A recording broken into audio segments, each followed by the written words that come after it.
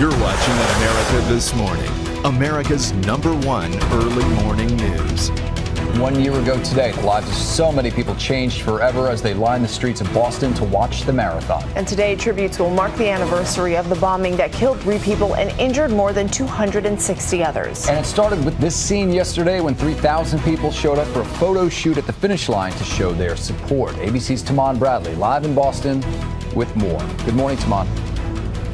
Good morning from Boston, John and Diana. It was exactly 1 year ago that terror struck here, but it did not break this city's spirit. The people here united, and they're going to stand united again today.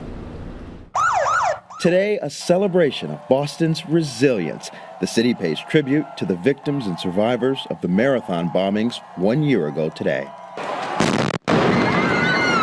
2 explosions at the finish line, a stunning terror attack. 3 people were killed, more than 260 injured, including Roseanne Sedoya, who lost a leg and is now learning to use a prosthetic.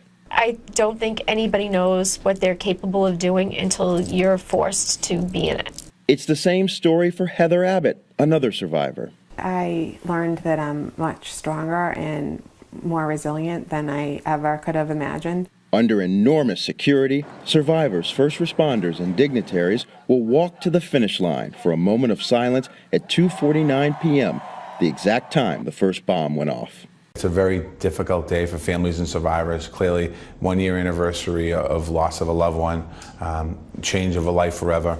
But it's also, I feel, a big step in the healing process. People around the country are also paying tribute. These runners raced in a month-long relay from Los Angeles to Boston to raise money for the wounded. The runners traveled 10 to 20 miles, then passed the baton to runners in another city. It's really cool to actually handle the baton that everyone's handled from California to here so far.